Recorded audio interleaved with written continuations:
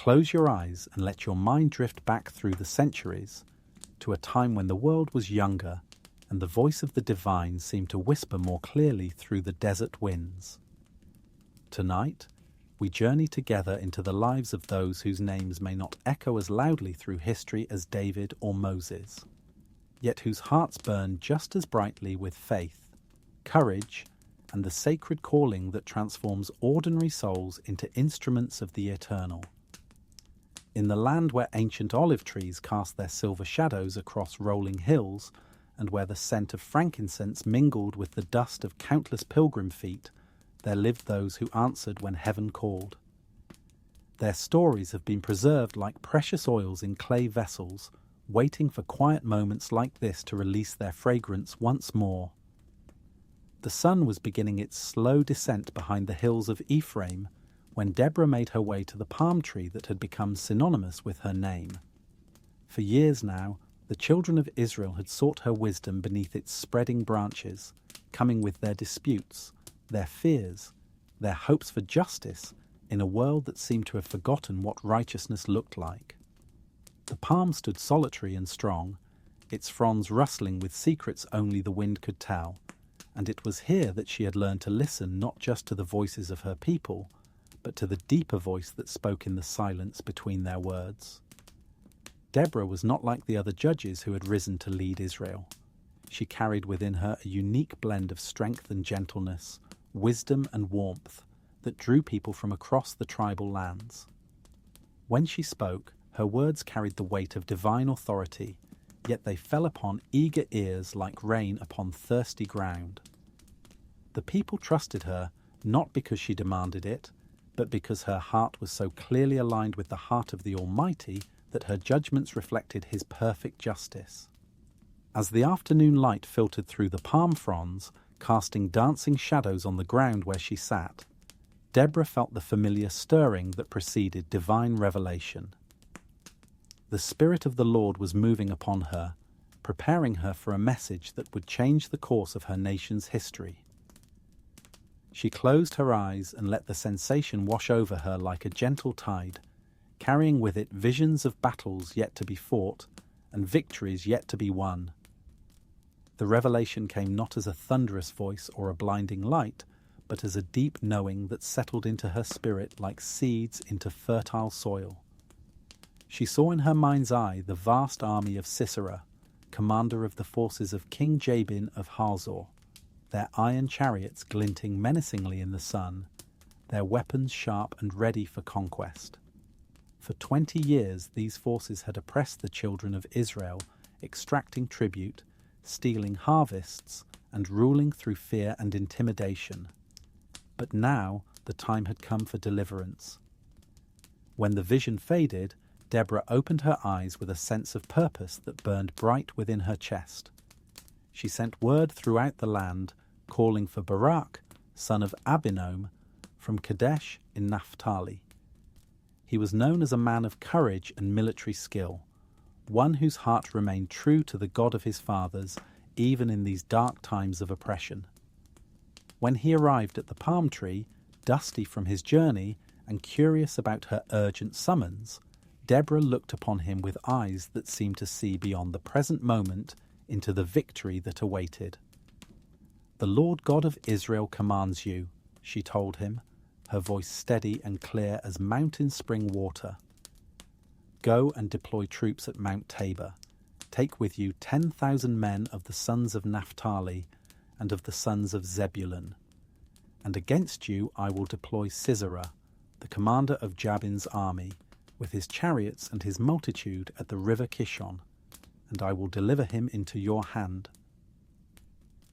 But even as the divine commission rang in his ears, Barak felt the weight of human limitation pressing upon his shoulders. The enemy's iron chariots had been the source of Israel's terror for 2 decades. How could foot soldiers hope to stand against such military might? His faith was real, but it was intertwined with very human fears and uncertainties. "If you will go with me, then I will go," he replied, his voice carrying both respect for her prophetic authority and an honest acknowledgement of his need for her presence. But if you will not go with me, I will not go." Deborah studied his face in the gentle light filtering through the palm branches. She saw there not cowardice, but wisdom. He understood that victory would come not through human strength alone, but through divine intervention, and he recognized her as the channel through which God's power would flow.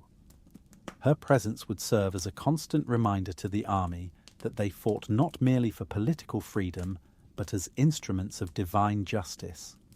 "I will surely go with you," she answered, and as she spoke, another layer of the divine revelation unfolded in her understanding. "Nevertheless, there will be no glory for you in the journey you are taking, for the Lord will sell Sisera into the hand of a woman." She paused, letting this prophecy settle between them like morning dew. The victory would come, but not in the way that human pride might expect or desire. The days that followed were filled with the controlled chaos of military preparation.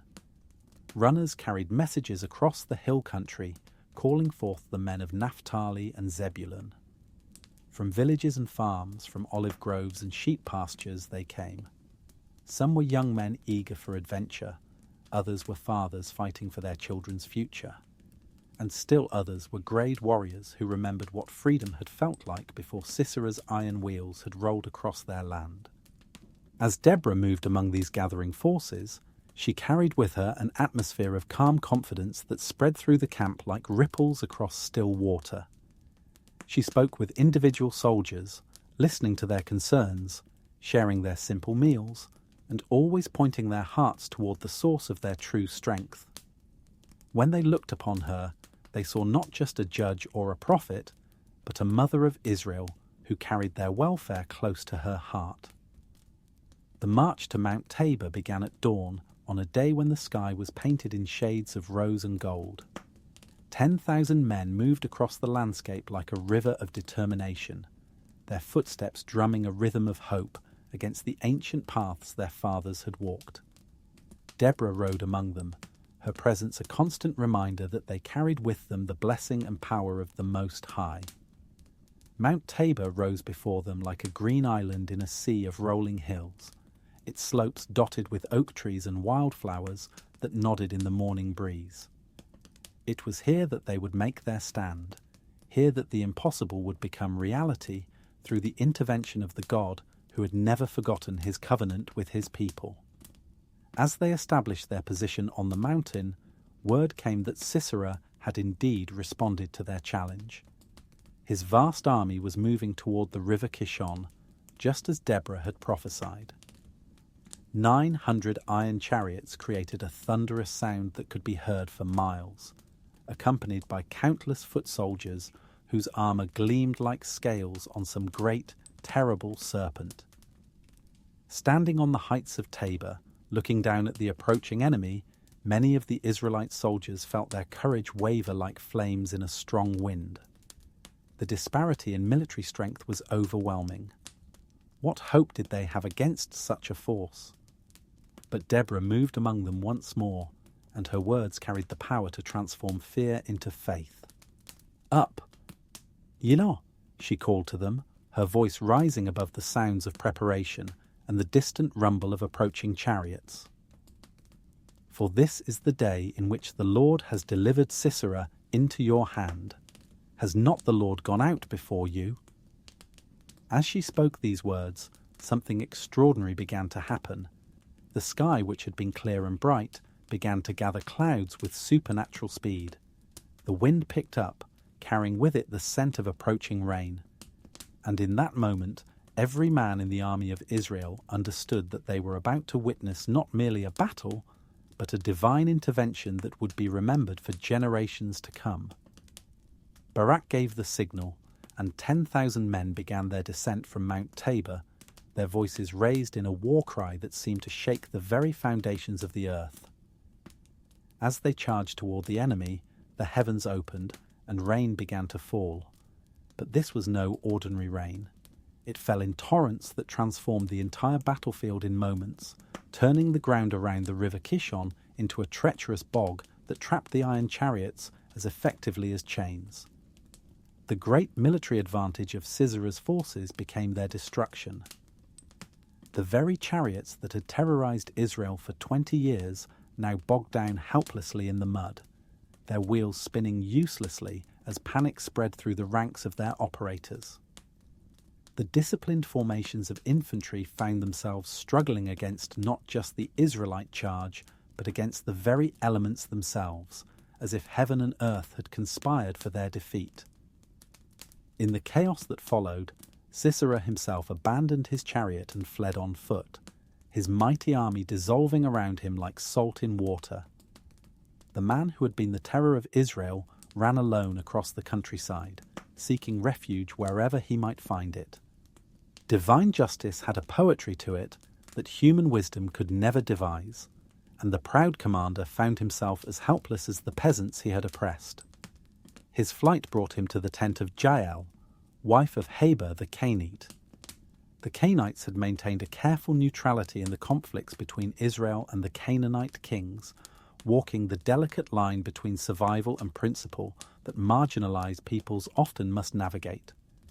But Jael, like Deborah, carried within her a sense of justice that transcended political expediency. She welcomed the fleeing commander with the hospitality that desert customs demanded, offering him shelter and refreshment. But as Sisera lay exhausted in her tent, trusting in the protection that hospitality traditionally provided, Jael felt the stirring of divine purpose within her own heart. The prophecy that Deborah had spoken was about to find its fulfillment through her hands. With quiet determination, she took a tent peg and hammer, implements as familiar to her as needlework might be to other women. While Sisera slept the sleep of exhaustion, Jael drove the peg through his temple, ending forever the reign of terror that had darkened Israel for 2 decades. The oppressor who had ruled through violence met his end through the courage of a woman who understood that sometimes justice requires action that transcends the boundaries of conventional expectation. When Barak arrived in pursuit of his enemy, he found that the final act of the victory had been accomplished by hands other than his own. The prophecy was fulfilled exactly as Deborah had foretold. The glory of the final victory belonged not to the commanding general, but to a woman whose name would be remembered alongside those of the great deliverers of Israel. News of the victory spread across the land like wildfire, carrying with it not just political liberation, but spiritual renewal. The people remembered once again that their God was not distant or powerless, but actively involved in their history, raising up unlikely heroes and working through ordinary people to accomplish extraordinary things. As the celebrations gradually faded and life settled into new patterns of freedom, the stories of this great deliverance began to take root in the collective memory of the nation. But even as one generation of heroes passed into legend, new challenges arose that would require new expressions of faith and courage. The wheel of time turned, and the children of Israel found themselves once again forgetting the lessons of their deliverance. Prosperity led to complacency, and complacency to compromise. Gradually, the worship of foreign gods crept into their practices, and with it came a gradual erosion of the moral foundation that held their society together. The God who had delivered them began to seem distant and irrelevant to their daily concerns, and they began to shape their lives according to the patterns of the nations around them. It was inevitable that such spiritual decline would lead to political consequences. The Ammonites, longtime enemies of Israel, began to make increasingly bold incursions across the Jordan River, testing the resolve of a people who seemed to have lost their sense of divine purpose. What began as cattle raids escalated into systematic harassment and eventually open warfare. In this time of growing crisis, attention turned to Jephthah, a man whose life had been shaped by both rejection and resilience. He was the son of Gilead, but his mother had been a harlot, and this circumstances of his birth had made him an outcast among his own family. His half-brothers had driven him away from his father's house, denying him any share in the inheritance, and he had been forced to make his way in the world through his own strength and cunning. Jephthah had gathered around himself a band of men who, like himself, lived on the margins of respectable society. They were not outlaws exactly, but neither were they welcome in the settled communities of Gilead. They survived through their wits and their swords, hiring themselves out for various purposes, building a reputation for effectiveness that gradually overcame the stigma of their origins. When the Ammonite threat became too serious to ignore, the elders of Gilead found themselves facing a bitter irony. The very man they had rejected, the son they had refused to acknowledge, had become the only one among them with the military experience and leadership qualities necessary to meet the crisis. Pride warred with pragmatism in their hearts as they made the difficult journey to find Jephthah in the land of Tob, where he had made his home among the outcasts and wanderers. The conversation that followed was charged with years of accumulated hurt and resentment. Jephthah listened to their request with the calm demeanour of a man who had learned to control his emotions through hard experience, but his words carried the sharp edge of justified anger. "Did you not hate me and expel me from my father's house?" he asked them. "Why have you come to me now when you are in distress?" The elders swallowed their pride and acknowledged the truth of his words. Desperation had a way of clarifying priorities, and they needed him more than they needed to preserve their dignity. They promised him leadership not just for the duration of the crisis, but permanently, if he would return and deliver them from the Ammonite oppression. Jephthah agreed, but not before making them confirm their promise before the Lord at Mizpah. He understood the fickleness of human gratitude and wanted their commitment sealed with sacred gravity. The man who had been rejected by his family would now lead the very people who had cast him out, but he would do so on his own terms. Before committing to military action, Jephthah attempted diplomacy, sending messengers to the Ammonite king with a carefully reasoned argument for peace. He recounted the history of Israel's possession of the disputed territories, pointing out that they had been acquired through legitimate conquest generations earlier, and that Israel had lived in them peacefully for 300 years. Why, he asked, should ancient boundaries be reopened to dispute now? The Ammonite king's response was dismissive and arrogant, making it clear that he intended to pursue his claims through force rather than negotiation. With diplomacy exhausted, Jephthah began to prepare for war, but as he did so, he felt the weight of responsibility pressing upon his shoulders like a physical burden. The upcoming conflict would determine not just his own fate, but the future of all Gilead. The Ammonites were a formidable enemy, well equipped and confident in their cause. Victory was far from certain, and defeat would mean not just military loss, but the enslavement or destruction of his people. In this moment of crisis, Jephthah felt the need to secure divine assistance through the most solemn means at his disposal. It was then that he made the vow that would define the rest of his life and ensure that his story would be remembered with both admiration and sorrow. Standing before the altar at Mizpah, with the weight of leadership heavy upon him and the fate of his people hanging in the balance, Jephthah raised his voice in a pledge that seemed to echo with the desperation of his circumstances. "If you will indeed deliver the people of Ammon into my hands," he vowed to the Lord, "then it will be that whatever comes out of the doors of my house to meet me, when I return in peace from the people of Ammon, shall surely be the Lord's, and I will offer it up as a burnt offering." The vow was born from a sincere desire to honour God with sacrifice, but it carried within it the seeds of tragedy. In his eagerness to secure divine favour, Jephthah had made a promise without fully considering its implications, binding himself with words that could not be taken back once spoken before the altar of the Most High. The Spirit of the Lord came upon him then, filling him with the courage and wisdom necessary for military leadership. He gathered his forces and began the campaign against Ammon with a confidence that seemed to radiate from his very presence. His men followed him with the loyalty that exceptional leaders inspire, sensing that they served not just a skilled commander, but one who carried divine favor. The war that followed was swift and decisive. Jephthah's forces struck the Ammonites with a series of coordinated attacks that left their enemies reeling and confused. City after city fell before the advancing Israelite army until the Ammonite resistance collapsed entirely. The threat that had loomed over Gilead for so long was eliminated in a campaign that seemed almost effortless in its execution. As Jephthah made his way home to Mizpah, his heart was filled with the satisfaction of duty fulfilled and victory achieved. His military genius had been vindicated, his leadership established beyond question, and his people were safe from the Ammonite threat. The man who had been rejected by his family had become the saviour of his nation, and he looked forward to the celebration that would greet his return. But as he approached his house, he saw a figure emerging from the doorway, and his heart stopped.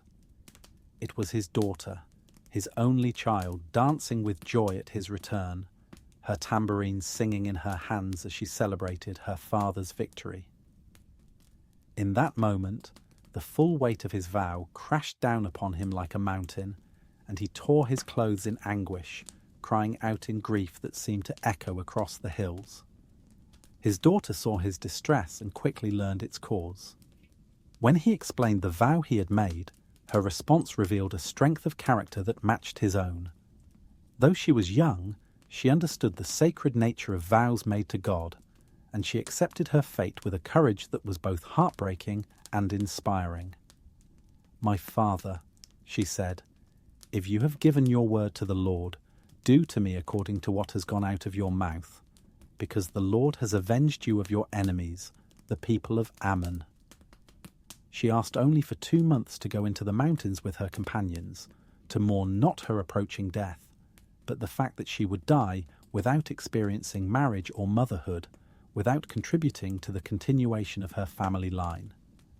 This request was granted, and she spent those final months in the wilderness, surrounded by her friends, accepting her destiny with a grace that transformed tragedy into a testament to faith. When she returned, Jephthah fulfilled his vow, though the exact nature of that fulfillment has been debated through the centuries.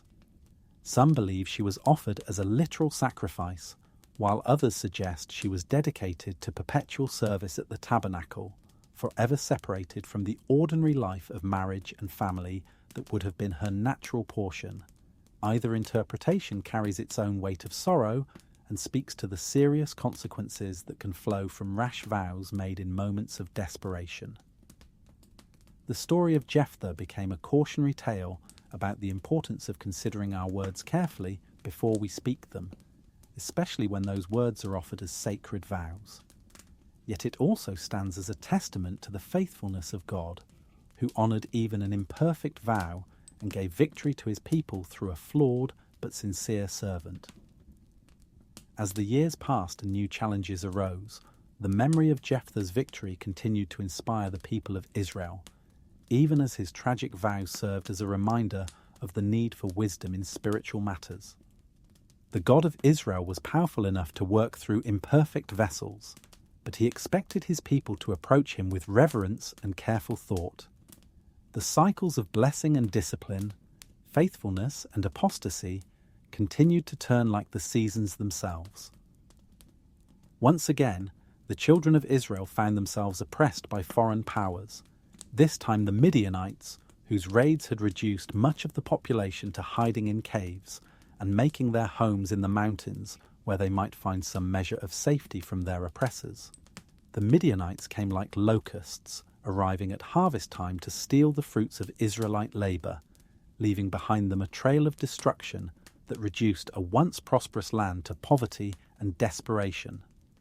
For 7 years this pattern continued, until it seemed that Israel might disappear entirely under the weight of constant harassment and theft. It was during this dark time that an angel of the Lord appeared to a young man named Gideon, who was secretly threshing wheat in a winepress, trying to hide his family's meagre harvest from the roving bands of Midianite raiders. The choice of this location for such an important divine encounter was rich with symbolism. The winepress, normally a place of celebration and abundance, had become a place of fearful hiding, just as the land of promise had become a place of oppression and want. "The Lord is with you, you mighty man of valor," the angel declared, greeting Gideon with words that must have seemed almost mocking given the circumstances. Here was a young man hiding in fear, reduced to threshing grain in secret, being addressed as a mighty warrior by a messenger of heaven. Gideon's response revealed both his spiritual hunger and his honest struggle with doubt. "O my Lord," he replied, "if the Lord is with us, why then has all this happened to us? And where are all his miracles which our fathers told us about, saying, 'Did not the Lord bring us up from Egypt?' But now the Lord has forsaken us and delivered us into the hands of the Midianites." It was the cry of a generation that had heard stories of God's mighty works, but had never experienced them personally. The tales of the Exodus, the conquest of Canaan, the victories of the judges, all seemed like ancient history that had little relevance to their current suffering. Yet even in his questioning, Gideon revealed a heart that longed for divine intervention, a spirit that had not entirely given up hope. The angel's response was both a commission and a promise. "Go in this might of yours, and you shall save Israel from the hand of the Midianites. Have I not sent you?" But Gideon, like many who receive divine callings, was acutely aware of his own limitations and inadequacies. "O my Lord," he protested, "how can I save Israel? Indeed, my clan is the weakest in Manasseh, and I am the least in my father's house." The divine response carried with it all the assurance that faith requires. "Surely I will be with you, and you shall defeat the Midianites as one man." God's strength would make up for human weakness. His presence would compensate for every inadequacy, and victory would come not through human might, but through divine power working through yielded vessels. Yet Gideon's faith, though real, was still fragile. He needed confirmation, some sign that this encounter was indeed from the Lord, and not merely the product of his own desperate wishful thinking. With humble boldness he asked for a sign, offering to prepare a meal for his mysterious visitor. The preparation of this meal became itself an act of faith and worship. Gideon took a young goat and unleavened bread, preparing them with care despite the risk that Midianite raiders might discover his activity. When he returned with the offering, the angel instructed him to place the meat and bread on a rock and pour the broth over them. What followed was a miracle that removed all doubt from Gideon's mind. The angel touched the offering with the tip of his staff, and fire rose out of the rock, consuming the meat and bread completely.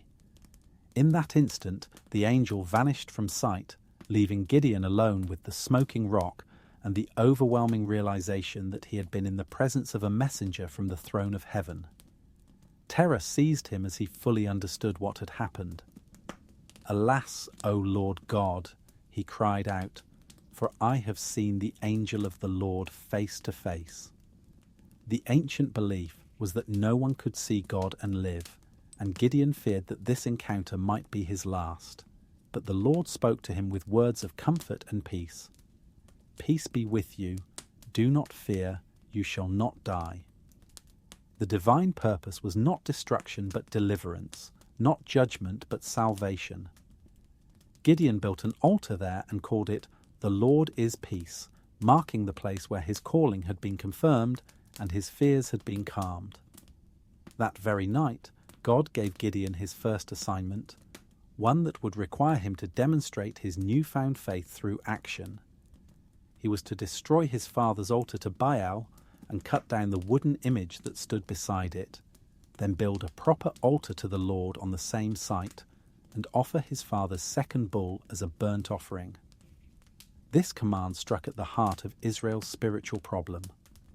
The worship of foreign gods had become so commonplace that even the families of those who would become God's deliverers had altars to Baal in their own courtyards.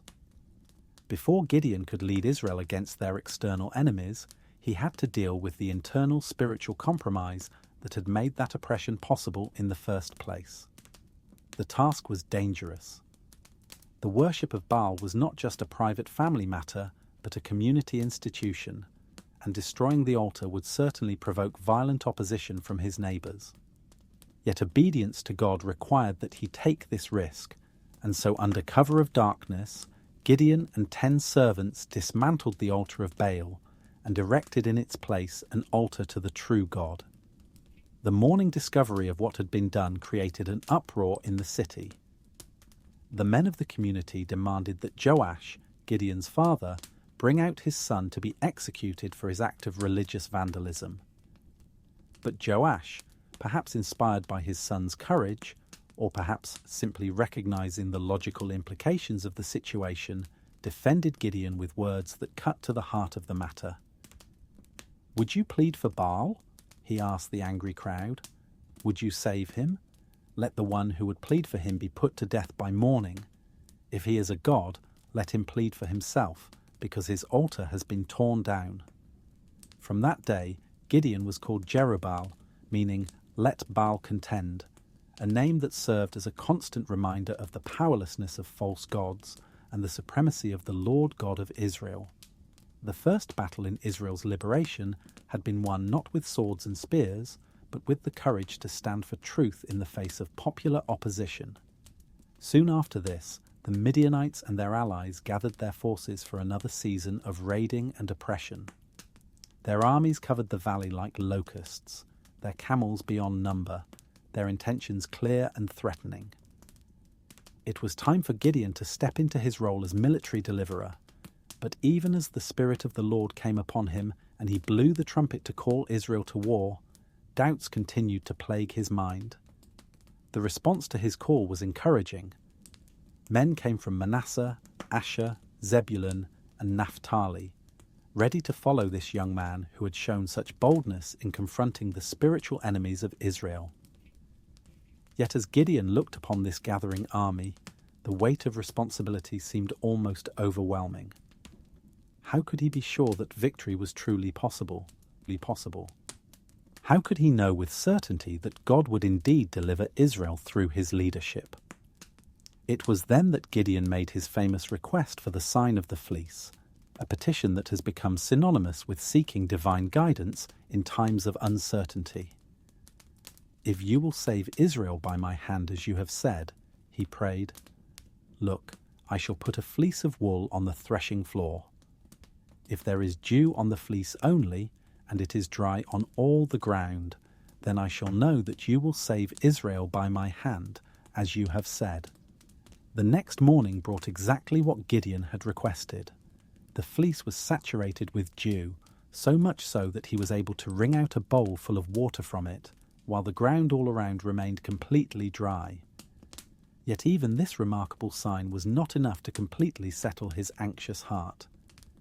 With trembling boldness, he asked for one more confirmation, this time with the conditions reversed. "Do not be angry with me," he pleaded, "but let me speak just once more. Let me test, I pray, just once more with the fleece.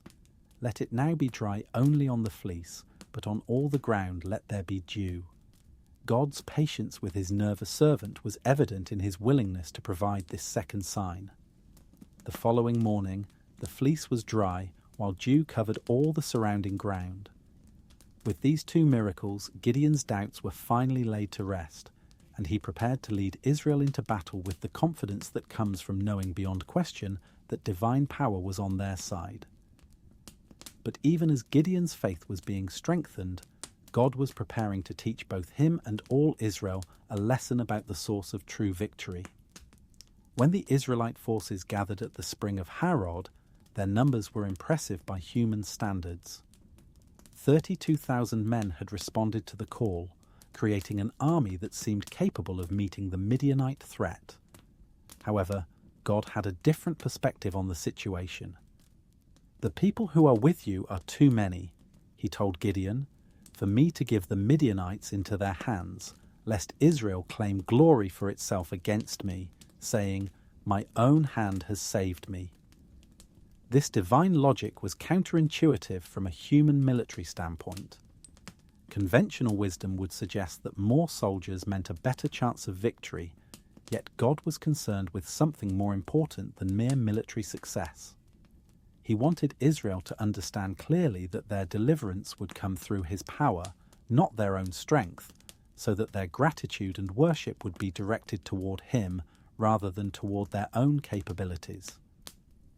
The process of reducing the army began with a simple announcement. Anyone who was fearful or afraid could return home. This was not an insult to those who chose to leave, but rather a recognition that faith and courage are essential qualities in those who would serve as instruments of divine purpose. 22,000 men departed, leaving only 10,000 to face the vast Midianite host. Yet even 10,000 was too many for God's purposes. He instructed Gideon to bring the remaining men down to the water to drink, and there he would show him how to reduce the numbers further. What followed was one of the most unusual military selection processes in all of history. As the men drank from the spring, God divided them according to their method of drinking. Some knelt down and put their faces directly into the water to drink, while others brought the water to their mouths with their hands, lapping it like dogs while remaining alert to their surroundings. It was this second group, numbering only 300 men, that God chose to be Gideon's army. The significance of this selection method has been debated through the ages. Some see in it a test of vigilance, suggesting that those who remained alert while drinking were better suited for military service. Others view it as essentially arbitrary, emphasizing that God's choice was based not on human qualifications, but on his own mysterious purposes. Either way, the result was the same: an army so small that victory could only be attributed to divine intervention. As Gideon dismissed the remaining soldiers, sending them back to their tents but keeping their trumpets and provisions for the 300 who remained, he must have felt a mixture of excitement and terror. The odds against them were now astronomically high, yet the promises of God remained unchanged. Victory would come, but it would come in such a way that no one could mistake its source. That night, as Gideon prepared his tiny force for battle, God offered him one final encouragement. "Arise, go down against the camp," the Lord commanded, "for I have delivered it into your hand. But if you are afraid to go down to the camp with Purah your servant, and you shall hear what they say, and afterward your hands shall be strengthened to go down against the camp." Even in this moment of imminent action, God showed compassion for Gideon's human frailties, offering him a way to gain confidence for the task ahead. Gideon and his servant Purah crept down to the edge of the vast Midianite encampment, where they overheard a conversation that provided exactly the encouragement Gideon needed. One soldier was telling his companion about a dream he had experienced. "I have had a dream," he said. "To my surprise, a loaf of barley bread tumbled into the camp of Midian. It came to a tent and struck it so that it fell and overturned, and the tent collapsed." His companion's interpretation of the dream sent a thrill of recognition through Gideon's heart. "This is nothing else but the sword of Gideon, the son of Joash, a man of Israel," the second soldier declared. "Into his hand God has delivered Midian and the whole camp." Hearing his own name spoken by enemy soldiers as an object of fear, and learning that his reputation had already spread throughout their camp, filled Gideon with the confidence he needed for the extraordinary battle plan that God had placed in his heart. He returned to his 300 men with excitement burning in his eyes, and gathered them around him to explain the strategy that would bring victory against impossible odds. The plan was unlike anything in the annals of military history. Each man would carry a trumpet in one hand and a torch hidden inside a clay pitcher in the other. They would surround the Midianite camp in the darkness before dawn, and at Gideon's signal, they would blow their trumpets, break their pitchers to reveal their torches, and shout with voices that would make them sound like a much larger army. The beauty of this strategy lay not in its conventional military logic, but in its reliance on psychological warfare and divine intervention. The sudden appearance of lights and the sound of trumpets from all directions would create confusion and panic in the enemy camp, while the shouts of "the sword of the Lord" and of Gideon would invoke the name of the God whose power the Midianites had learned to fear. As the 300 men took their positions in the darkness surrounding the vast enemy encampment, each one must have felt the weight of Israel's destiny resting upon his shoulders. They were not just soldiers following orders, but participants in a divine miracle that would be remembered for generations to come. At Gideon's signal, the night exploded with sound and light.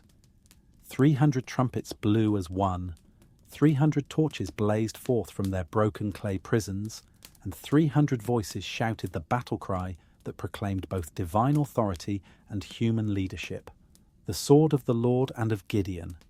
The effect on the Midianite camp was instantaneous and devastating. Awakened suddenly from sleep by lights and sounds coming from every direction, the enemy soldiers could not distinguish between friends and foes in the darkness and confusion. They began to fight against each other, their own swords turning against their comrades, as panic transformed what had been a disciplined army into a chaotic mass of fleeing men. The Lord set every man's sword against his companion throughout the whole camp, and the army fled as far as Beth Acacia, towards Zererah, as far as the border of Abel Meholah by Tabbath. The great host that had seemed so threatening just hours before melted away like snow before the morning sun, leaving behind them the spoils of war and the clear evidence that the God of Israel was still mighty to save his people. As word of the miraculous victory spread throughout the land, men from Naphtali, Asher, and all Manasseh were called out to pursue the fleeing Midianites. The 300 who had won the initial victory became the catalyst for a much larger campaign that would drive the oppressors completely out of the land and restore peace to Israel after 7 long years of suffering. Gideon's leadership during this campaign revealed the wisdom and humility that had made him suitable for divine service. When the men of Ephraim complained that they had not been called to the initial battle, he responded with gracious words that turned potential conflict into cooperation.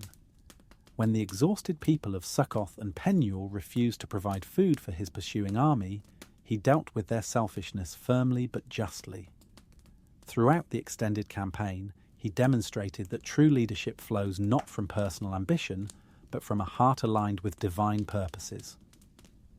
The victory was so complete and so obviously supernatural that the people of Israel wanted to make Gideon their king. "Rule over us," they pleaded, "both you and your son and your grandson also, for you have delivered us from the hand of Midian." But Gideon's response revealed the spiritual maturity that had developed through his experiences with God. "I will not rule over you," he declared, "nor shall my son rule over you, the Lord shall rule over you." He understood that his role had been that of an instrument, not an ultimate authority, and he refused to accept the glory that belonged to God alone. Yet even great men are not immune to human weakness, and Gideon's later years were marked by decisions that would bring sorrow to his family and confusion to Israel. The effort he made from the gold captured in the campaign became an object of inappropriate worship, leading the people into spiritual compromise that would eventually bring about new cycles of oppression and deliverance. The story of Gideon became woven into the fabric of Israel's memory as a testament to the power of God to use unlikely instruments for great purposes. The young man who had been hiding in a winepress became the deliverer of his nation, not through his own strength or wisdom, but through his willingness to trust in divine promises and follow divine commands even when they seemed to contradict human logic. As the years passed and Gideon's generation gave way to the next, new challenges arose that would require new expressions of faith and courage. Among those who would play crucial roles in the unfolding drama of Israel's history was a woman whose heart burned with a longing that seemed impossible to fulfill, yet whose persistence in prayer would reshape the spiritual landscape of her nation. Hannah lived in the hill country of Ephraim, in a time when the priesthood had become corrupt, and the spiritual life of Israel had grown cold and formal. She was married to Elkanah, a man who loved her deeply but could not give her the one thing her heart desired most: a child. In a culture where a woman's worth was largely measured by her ability to bear children, Hannah's barrenness was not just a personal sorrow, but a source of social shame and spiritual questioning. The pain of her situation was intensified by the fact that Elkanah had another wife, Peninnah, who had borne him several children. Though polygamy was permitted in those times, it rarely brought harmony to households, and Hannah's situation was no exception. Peninnah seemed to take particular pleasure in reminding Hannah of her childless state, especially during the family's annual pilgrimage to the tabernacle at Shiloh. Year after year, the family made this journey to worship and offer sacrifices, and year after year, Hannah endured the pointed comments and cruel implications that her barrenness somehow indicated divine disfavor. The very place that should have been a source of comfort and hope became a reminder of her deepest pain and disappointment. Elkanah tried to console his beloved wife with words of affection and assurance. "Hannah, why do you weep?" he would ask. "Why do you not eat? And why is your heart grieved? Am I not better to you than 10 sons?" His love was genuine and deep, but he could not understand that his affection, precious as it was, could not fill the emptiness in her heart or answer the longing that consumed her thoughts day and night. The annual pilgrimage that brought such joy to other families became for Hannah an annual confrontation with her unfulfilled dreams. Yet it was precisely in this place of worship, surrounded by the symbols of God's presence among his people, that Hannah would find the courage to pour out her heart in a way that would change not only her own destiny, but the future of the entire nation. On one particular visit to Shiloh, when Peninnah's taunting had been especially cruel and Hannah's sorrow had reached an almost unbearable intensity, she made her way to the tabernacle with a desperation that transcended ordinary prayer. She had reached that point where human hope gives way to divine dependence, where the soul cries out with an honesty that holds nothing back from the throne of heaven. Standing before the doorpost of the tabernacle, Hannah began to pray with an intensity that shook her entire being. Her lips moved, but no sound emerged, as if her pain was too deep for ordinary words to express. Tears streamed down her face as she wrestled with God in the kind of prayer that Jacob might have recognized, the kind that refuses to let go until blessing comes. In that moment of desperate supplication, Hannah made a vow that revealed both the depth of her longing and the sincerity of her faith. "O Lord of hosts," she pleaded silently, "if you will indeed look on the affliction of your maidservant and remember me, and not forget your maidservant, but will give your maidservant a male child, then I will give him to the Lord all the days of his life, and no razor shall come upon his head." The vow was extraordinary in its scope and sacrifice. She was not simply asking God for a child to fill her own emptiness. She was offering to give that child back to God for lifelong service. The son she longed for would be raised not in her own household, but in the tabernacle, dedicated from birth to the service of the Most High. It was a prayer that demonstrated remarkable spiritual maturity, showing that her desire for a child was not merely selfish, but was connected to a deeper understanding of divine purposes. As she continued in this intense prayer, her behavior attracted the attention of Eli, the high priest who was sitting nearby watching the entrance to the tabernacle. Seeing her lips moving without sound and observing her obvious emotional distress, he made an unfortunate assumption about the cause of her condition. "How long will you be drunk?" he demanded, approaching her with the stern demeanor of religious authority. "Put your wine away from you." The accusation was both hurtful and ironic. Here was a woman pouring out her heart in the most sincere prayer of her life, being accused of drunkenness by the very religious leader who should have been encouraging her devotion. Yet Hannah's response revealed the grace and dignity that characterized her spirit. "No, my lord," she replied with respectful but firm correction. "I am a woman of sorrowful spirit. I have drunk neither wine nor intoxicating drink, but have poured out my soul before the Lord. Do not consider your maidservant a wicked woman, for out of the abundance of my complaint and grief I have spoken until now." Her explanation transformed Eli's understanding of the situation, and his response showed that beneath his hasty judgment lay a heart that could still recognize sincere faith when it was presented to him. "Go in peace," he told her, "and the God of Israel grant your petition which you have asked of him." These words, spoken by the high priest, carried for Hannah the weight of prophetic blessing. "Let your maidservant find favor in your sight," she replied, and something in her countenance changed.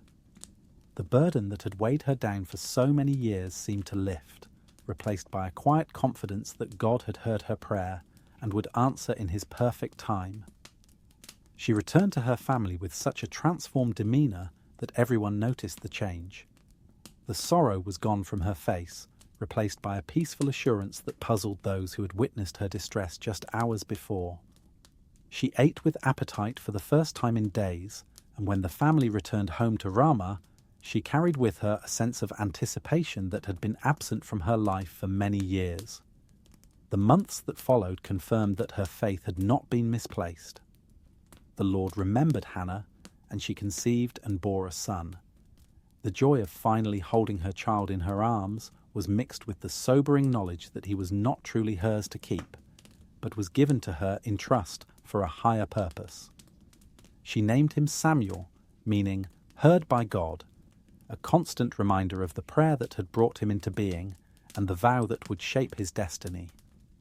For the first few years of his life, she treasured every moment with him, knowing that each day brought closer the time when she would fulfill her promise and bring him to live permanently at the tabernacle.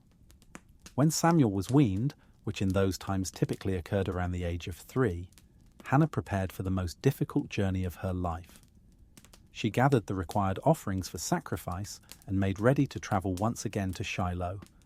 But this time she would return home without the son who had become the center of her world. The meeting with Eli was charged with emotion as Hannah presented herself and her child before the aging priest. "O my Lord," she said, "as your soul lives, my Lord, I am the woman who stood by you here, praying to the Lord. For this child I prayed, and the Lord has granted me my petition which I asked of him. Therefore I also have lent him to the Lord. As long as he lives, he shall be lent to the Lord." The word lent carried profound significance in her declaration. She understood that all children are ultimately gifts from God, lent to parents for a time, but in Samuel's case, this truth was being lived out in the most literal and sacrificial way possible. She was giving up her rights as a mother so that God might have a servant trained from childhood in the ways of holiness and dedicated completely to divine service. As she prepared to leave Samuel in Eli's care, Hannah's heart overflowed with a prayer of praise that revealed the spiritual depths that her suffering had produced. Her song of thanksgiving would echo through the centuries, inspiring other women who faced their own struggles with faith and hope. "My heart rejoices in the Lord," she sang, her voice carrying across the courts of the tabernacle. "My horn is exalted in the Lord. I smile at my enemies because I rejoice in your salvation. No one is holy like the Lord, for there is none besides you, nor is there any rock like our God." Her prayer continued, weaving together themes of divine sovereignty, justice, and mercy that showed how deeply her experiences had taught her about the character of God. She sang of the Lord who brings low the proud and lifts up the humble, who gives strength to the weak and satisfies the hungry. Her words carried prophetic overtones that looked forward to the coming of the Messiah, the ultimate expression of God's power to reverse human expectations and accomplish his purposes through unlikely means. When the song was finished and the farewell complete, Hannah returned home with empty arms but a full heart. She had given God the best she had to offer, and she trusted that he would use her sacrifice for purposes far greater than she could imagine. The annual pilgrimages to Shiloh became times of joyful reunion rather than sorrow, as she watched Samuel grow in wisdom and stature under Eli's guidance. The years that followed vindicated Hannah's faith in remarkable ways. Samuel grew to become one of the greatest prophets in Israel's history, the man who would anoint both Saul and David as kings, who would restore dignity to the prophetic office, and who would serve as the crucial bridge between the age of the judges and the age of the monarchy. The child born out of desperate prayer became the instrument through which God would reshape the spiritual and political landscape of his chosen people. Hannah's faithfulness was rewarded not only through Samuel's great calling, but through additional children as well. The Lord blessed her with 3 more sons and 2 daughters, filling her home with the laughter and joy she had longed for through so many years of waiting. Her story became a testament to the truth that God's delays are not denials, and that his purposes often require a season of emptiness before they can be fulfilled in overflowing abundance. As Samuel grew into his prophetic ministry, the corruption and spiritual darkness that had characterized the priesthood of Eli's sons was gradually replaced by a new era of spiritual renewal and divine guidance. The child who had been given to God in the tabernacle became the man through whom God spoke to kings and commoners alike, calling them back to faithfulness and obedience. Yet even as Samuel's influence spread throughout the land, bringing blessing and direction to a generation hungry for authentic spiritual leadership, the cycles of human nature continued to turn. In the royal court, where power and politics created their own moral challenges, new tests of faith and character were emerging that would require prophets brave enough to speak truth to earthly authority. During the reign of Ahab, king of Israel, when the worship of Baal had become not just tolerated, but actively promoted by the royal house, a prophet named Micaiah found himself called to speak divine truth in circumstances that threatened his very life. Unlike some of his contemporaries who had learned to modify their messages to suit royal ears, Micaiah carried within him a commitment to prophetic integrity that would not bend even under the pressure of kings. The situation that brought Micaiah into conflict with royal power began with a proposal for military alliance between Ahab of Israel and Jehoshaphat of Judah. The 2 kings were considering a joint campaign to recapture Ramoth-Gilead from the Arameans, and Jehoshaphat, though willing to join the venture, insisted that they first seek divine guidance through the prophets. Ahab readily agreed to this condition and summoned his court prophets, 400 men who had learned to read the royal mood and craft their prophecies accordingly. With remarkable unanimity, they assured the kings that the proposed campaign would be successful, that God would deliver Ramoth-Gilead into their hands, and that victory was certain. But Jehoshaphat, perhaps sensing something artificial in their enthusiastic consensus, was not satisfied with their testimony. "Is there not still a prophet of the Lord here," he asked, "that we may inquire of him?" The question revealed his spiritual discernment and his understanding that true prophecy should carry with it an authenticity that transcends mere religious rhetoric. He sensed that the 400 prophets were telling the kings what they wanted to hear rather than what God actually wanted to say. Ahab's response was telling. There is still one man, Micaiah, the son of Imlah, by whom we may inquire of the Lord. But I hate him, because he does not prophesy good concerning me, but evil. This admission revealed everything about both the king's character and the prophet's integrity. Micaiah had earned royal hatred not through any personal animosity or political opposition, but simply through his unwillingness to compromise the truth of God's message for the sake of royal approval. He was known as a prophet who spoke what God gave him to speak, regardless of whether it pleased or displeased those in power. Despite his personal dislike for Micaiah's messages, Ahab was compelled by Jehoshaphat's insistence to summon him to the royal presence. A messenger was sent to fetch the prophet, and as they travelled together toward the royal court, the messenger attempted to influence Micaiah's testimony. "Now listen," the messenger said. "The words of the prophets with one accord encouraged the king. Please let your word be like the word of one of them and speak encouragement." It was a reasonable request from a human perspective. Why create unnecessary conflict when harmony was possible? Why speak words that would anger the king when affirming words would accomplish the same practical result?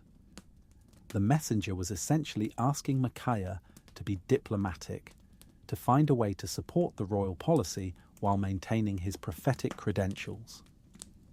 But Micaiah's response revealed the fundamental principle that governed his ministry. "As the Lord lives, whatever the Lord says to me, that I will speak." His loyalty was not to royal approval or popular opinion, but to the God who had called him to prophetic service. He would speak what he was given to speak, regardless of the consequences. When he arrived before the two kings, Micaiah initially gave an answer that seemed to echo the words of the 400 court prophets. "Go and prosper, for the Lord will deliver it into the hand of the king." But something in his tone or manner suggested that these words were spoken ironically, and Ahab immediately challenged him. "How many times shall I make you swear that you tell me nothing but the truth in the name of the Lord?" the king demanded, recognizing that Micaiah was mocking the consensus of the court prophets rather than genuinely endorsing their message. It was then that Micaiah delivered the true word of the Lord, a vision that contradicted everything the court prophets had declared. "I saw all Israel scattered on the mountains," he said, "as sheep that have no shepherd. And the Lord said, These have no master. Let each return to his house in peace." The prophecy was clear in its implications. The proposed military campaign would fail, Ahab would die in battle, and the army of Israel would be scattered in defeat. It was exactly the kind of message that had earned Micaiah the king's hatred, but it was the word of the Lord, and he delivered it with the courage that comes from knowing that divine truth is more important than human approval. Ahab's response was predictable. "Did I not tell you he would not prophesy good concerning me, but evil?" But Micaiah was not finished. He went on to explain the spiritual dynamics behind the false prophecies of the court prophets, describing a vision of the heavenly court where the Lord had permitted a lying spirit to influence the 400 prophets in order to accomplish his purposes regarding Ahab's fate. This explanation provoked Zedekiah, the leader of the court prophets, to physical violence. He struck Micaiah across the face and demanded, "Which way did the Spirit from the Lord go from me to speak to you?" It was the response of a man whose credibility and livelihood were being challenged by someone who claimed higher spiritual authority. Micaiah's response was both prophetic and personal. "Indeed, you shall see on that day when you go into an inner chamber to hide." He was predicting not just the failure of the military campaign, but the exposure of the false prophets who had encouraged it through their deceptive words. The confrontation escalated when Ahab, frustrated by Micaiah's persistent negativity, ordered him to be imprisoned until the king returned safely from battle. "Put this fellow in prison," he commanded, "and feed him with bread of affliction and water of affliction until I come in peace." But Micaiah, facing imprisonment and possible execution, delivered one final prophetic word that would serve as the ultimate test of his credibility. "If you ever return in peace," he declared, "the Lord has not spoken by me." Then turning to all who were present, he added, "Take heed, all you people." It was a remarkable display of prophetic courage, staking his reputation and his life on the accuracy of his divine revelation. Either the word he had received was truly from the Lord, in which case Ahab would die in the coming battle, or he was a false prophet who deserved whatever punishment might be inflicted upon him. The battle that followed validated Micaiah's prophecy in every detail. Despite Ahab's attempt to disguise himself and avoid the fate that had been predicted, a randomly shot arrow found its mark, mortally wounding the king. As he died in his chariot, watching his army scatter in defeat exactly as Micaiah had foretold, The accuracy of the prophet, from Deborah's wisdom under the palm tree to Micaiah's courage before hostile kings, from Jephthah's tragic vow to Hannah's persistent prayer, from Gideon's fearful faith to the ultimate victory it produced, these narratives remind us that the divine purpose is often accomplished through unlikely instruments and in unexpected ways. Each of these lives was marked by moments of crucial choice, times when faith had to overcome fear, when obedience had to triumph over convenience, when divine calling had to prove stronger than human limitation. They were not perfect people, but they were available people, willing to be used by God even when they could not fully understand where their obedience might lead. Their stories continue to speak across the centuries because they address the timeless questions that every human heart must face. How do we respond when God calls us to tasks that seem beyond our capabilities?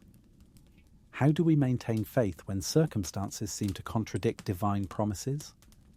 How do we find the courage to do what is right when powerful forces oppose us? How do we continue to hope when our deepest longings seem destined to remain unfulfilled? In the quiet moments of reflection, when the noise of the world grows still and the deeper truths of existence emerge like stars in the darkening sky, these ancient voices whisper their encouragement to our modern hearts. They remind us that the God who worked through them is the same yesterday, today, and forever, still calling ordinary people to extraordinary purposes, still accomplishing His will through those who are willing to trust His promises even when they cannot see the path ahead. As sleep draws near and consciousness begins to fade into the peaceful realm of rest, let these stories settle into your spirit like seeds planted in fertile ground.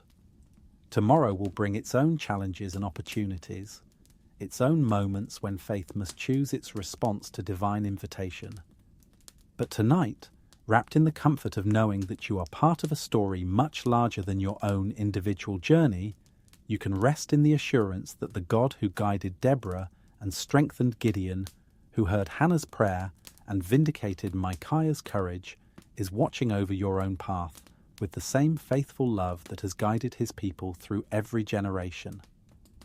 The forgotten heroes of Scripture were forgotten only by human memory, never by divine love. Their names are written in heaven's records, their courage noted in eternity's annals, their faithfulness rewarded in ways that transcend earthly recognition. And in the same divine ledger where their deeds are remembered, your own acts of faith, however small they might seem, are being recorded with the same careful attention and the same eternal significance. Yet the tapestry of divine purpose continues to weave itself through human history, each thread connecting to others in patterns too complex for mortal minds to fully comprehend. As we draw deeper into these sacred memories, other voices begin to whisper from the shadows of antiquity, other hearts that beat with the same rhythm of faith that animated those we have already encountered. In the quiet spaces between the more famous narratives, there lived a woman whose name appears only briefly in the sacred text, yet whose influence shaped one of the most pivotal moments in Israel's spiritual history. Huldah was her name, and she carried within her the rare gift of prophetic sight that allowed her to see beyond the surface of events into the deeper currents of divine intention. She lived during the reign of King Josiah, in a time when the spiritual landscape of Judah was undergoing dramatic transformation. For generations, the worship of foreign gods had corrupted the pure faith of Israel. Temples to Baal and Asherah had been erected throughout the land, and the very temple of the Lord in Jerusalem had been neglected and allowed to fall into disrepair. But Josiah was different from the kings who had preceded him. Even as a young man, his heart had been turned toward the God of his fathers, and when he came to full power, he began a systematic campaign to restore true worship and eliminate the pagan influences that had taken root in his kingdom. It was during this process of restoration that workers in the temple made a discovery that would shake the foundations of the nation's understanding of their covenant with God. Hidden away in some forgotten corner of the temple, covered by dust and debris accumulated over decades of neglect, they found a scroll. When it was brought to Shaphan the scribe and read in his presence, he immediately recognized its significance and carried it with trembling hands to the king. This was not just any ancient document, but the book of the law itself, the very words that Moses had received on Mount Sinai and passed down as the foundation of Israel's relationship with their Creator. When the words of the law were read in Josiah's presence, the young king was overwhelmed with horror and grief. The curses pronounced upon those who failed to keep God's commandments seemed to describe exactly the spiritual condition of his kingdom.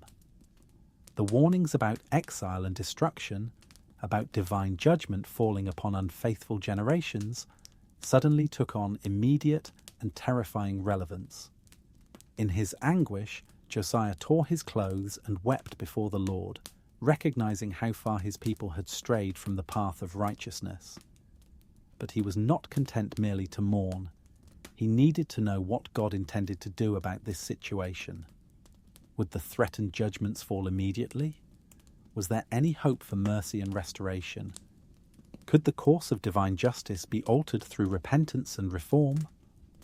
It was then that his advisers recommended that he consult Huldah the prophetess, a woman known throughout Jerusalem for the accuracy of her divine revelations and the wisdom of her counsel. She lived in the second quarter of the city, and though she was not connected to the temple establishment or the royal court, her reputation for speaking God's truth had spread throughout the land. When the delegation from the king arrived at her dwelling, carrying with them the weight of national crisis and the urgent need for divine guidance, Huldah received them with the calm dignity that characterized those who had learned to live in constant communion with the Eternal. She listened as they explained the discovery of the law and the king's distress upon hearing its contents, and then she waited in that inner silence where the voice of God becomes audible to those who know how to listen.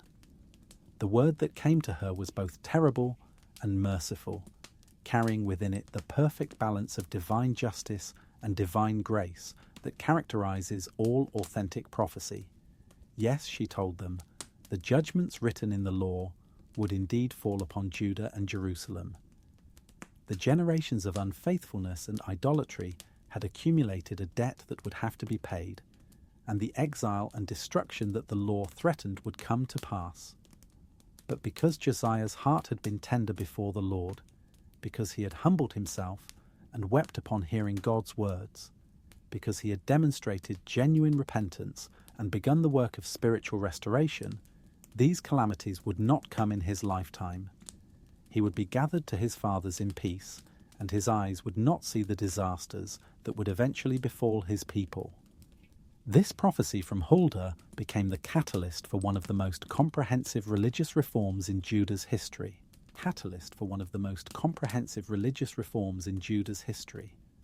Armed with divine confirmation that his efforts were pleasing to God, even if they could not ultimately prevent future judgment, Josiah threw himself into the work of restoration with renewed energy and determination. The Passover that followed was celebrated with a magnificence and authenticity that had not been seen since the days of Samuel. The entire nation was called to Jerusalem to participate in this great act of covenant renewal, and for one shining moment it seemed as though the golden age of Israel's faith might be returning. Yet Huldah's prophecy proved accurate in every detail. Josiah's reforms, though genuine and extensive, could not undo generations of spiritual compromise, and after his death in battle at Megiddo, the nation quickly reverted to its former patterns of unfaithfulness. The exile that she had foretold came to pass exactly as she had predicted, but the memory of her words provided comfort to those who wondered whether God had forgotten his people entirely. Her brief appearance in the sacred narrative reminds us that divine truth often comes through unexpected channels, that God is not limited to working through established religious hierarchies or recognized institutions. Sometimes the clearest word from heaven comes through a woman sitting quietly in her own home, listening with a heart attuned to eternal frequencies that others cannot hear. As the centuries rolled on and the people of Israel experienced the exile and restoration that Huldah had foretold, new challenges arose that required new expressions of faithfulness. Among those who would demonstrate extraordinary courage in the face of cultural pressure was a young man whose Hebrew name was Daniel, though he would become better known by the Babylonian name Belteshazzar that his captors gave him. When Jerusalem finally fell to the armies of Nebuchadnezzar, and the leading citizens of Judah were carried away into Babylonian captivity, it seemed to many that the God of Israel had been defeated by the gods of Babylon.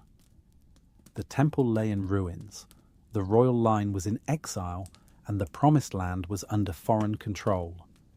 It would have been easy to conclude that the covenant between the Lord and his people had been permanently severed.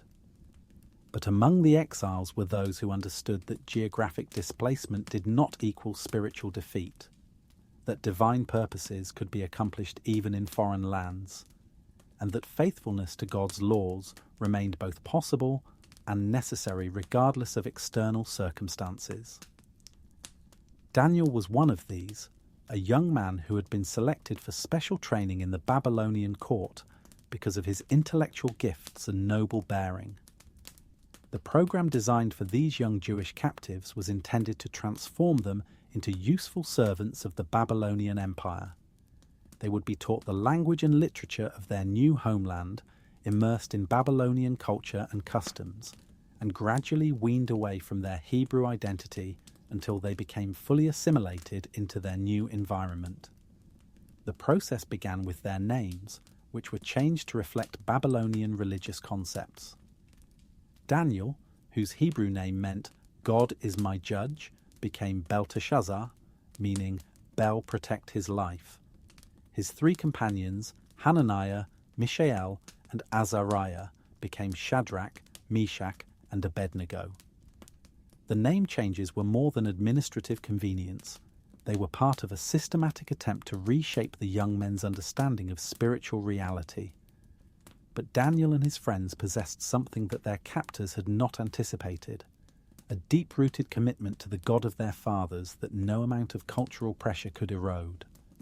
They had learned, perhaps from parents or teachers who understood the times, that faithfulness to God was not dependent upon external circumstances, but upon internal choices that no earthly power could control.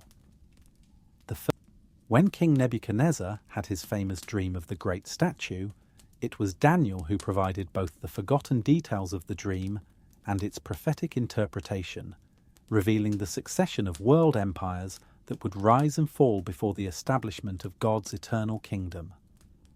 The interpretation of this dream established Daniel as one of the most trusted advisors in the kingdom, but it also marked him as a man who possessed access to divine knowledge that was unavailable through conventional channels. This reputation would prove both a blessing and a burden as political circumstances changed and new challenges arose. Years later, when Belshazzar was king and Babylon itself was under siege by the armies of Cyrus the Persian, Daniel would again be called upon to interpret divine messages. The mysterious writing that appeared on the palace wall during Belshazzar's infamous feast, declaring the doom of the Babylonian Empire, was readable only by the Hebrew prophet who had spent decades learning to discern the voice of God in foreign lands. But perhaps Daniel's greatest test came during the reign of Darius the Mede, when his success and influence provoked the jealousy of other officials who sought to destroy him through political intrigue. Unable to find any fault in his administration or character, they devised a scheme that would force him to choose between his official duties and his religious convictions. They persuaded King Darius to sign a decree stating that for 30 days no one could petition any god or man except the king himself, with violation punishable by death in the lion's den. The law was crafted specifically to trap Daniel, knowing that his habit of praying 3 times daily toward Jerusalem was so well established that he would never abandon it, even under threat of death. When Daniel learned of the decree, he faced the kind of moment that defines a life and reveals the true depth of spiritual commitment. He could have modified his prayer schedule temporarily, reasoning that God would understand the necessity for discretion. He could have prayed privately and invisibly, avoiding the public confrontation that his enemies desired. He could have found theological justifications for temporary compromise in the face of unreasonable persecution. Instead, he chose the path of visible faithfulness, continuing his practice of praying openly in his upper room with his windows open toward Jerusalem. It was not a gesture of defiance toward earthly authority, but rather an affirmation that his ultimate allegiance belonged to a higher kingdom than any earthly empire could offer. The consequences were immediate and inevitable.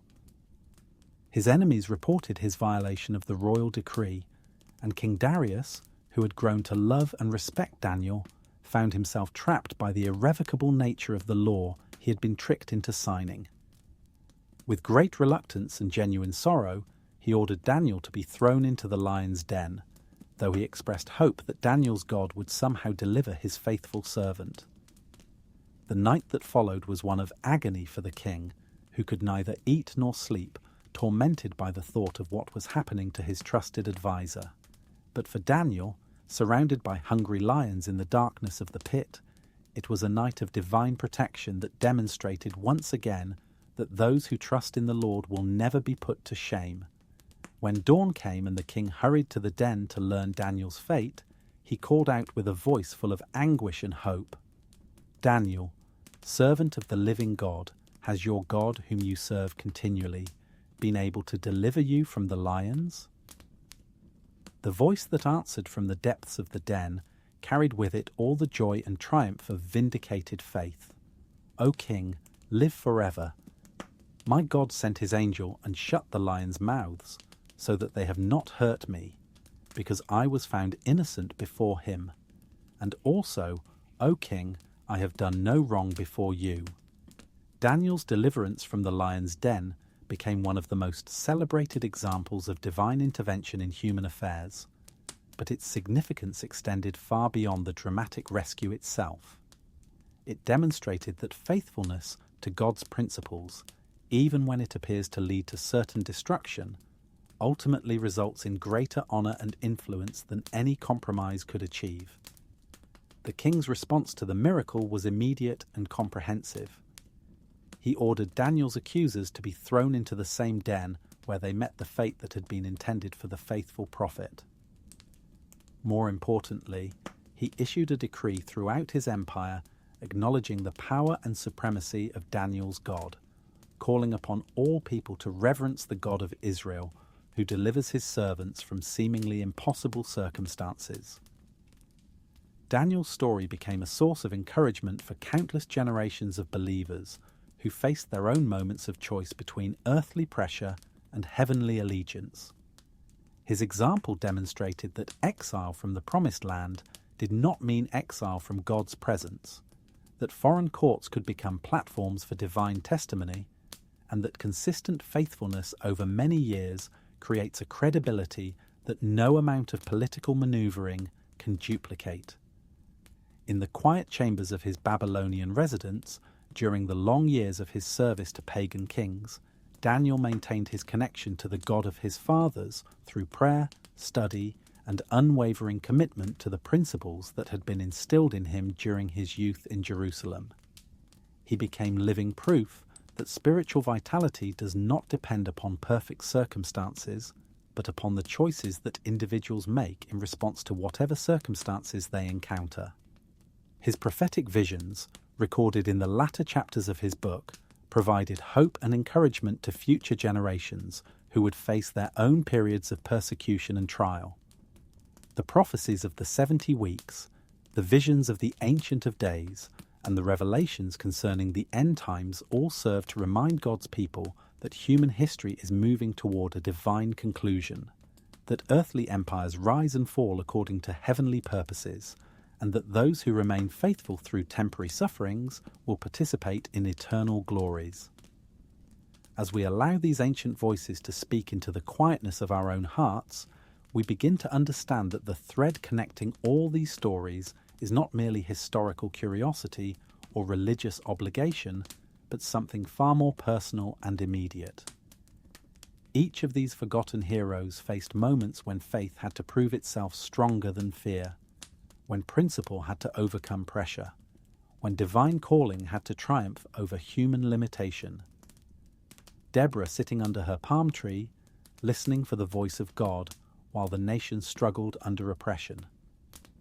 Jephthah making his tragic vow in the desperation of military crisis. Gideon trembling in the winepress, called to impossible victory through divine power. Hannah pouring out her heart in the temple, offering her unborn child to God's service. Micaiah standing alone before hostile kings, speaking truth regardless of consequences. Huldah delivering both judgment and mercy to a repentant king. Daniel maintaining his prayer life even when it meant facing the lion's den. Each story carries within it the same fundamental challenge that every human soul must eventually face. Will we trust God's promises when circumstances seem to contradict them? Will we obey his voice when the cost appears too high to pay? Will we maintain our faithfulness when the rewards seem delayed and the difficulties seem immediate?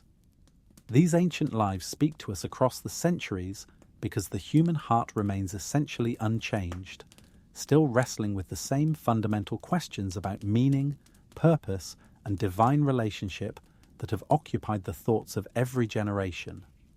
Their victories become our encouragement, their struggles mirror our own, and their faithfulness points the way toward the kind of life that finds its ultimate satisfaction in divine approval rather than human applause. In the gentle twilight of consciousness that precedes sleep, these stories settle into our spirits like benedictions, reminding us that we are not alone in our struggles, that others have walked similar paths and found them leading to divine encounters that transformed both their circumstances and their characters. The God who spoke to them continues to speak. The power that sustained them remains available, and the purposes that guided their lives still unfold in the lives of those who choose to trust and obey.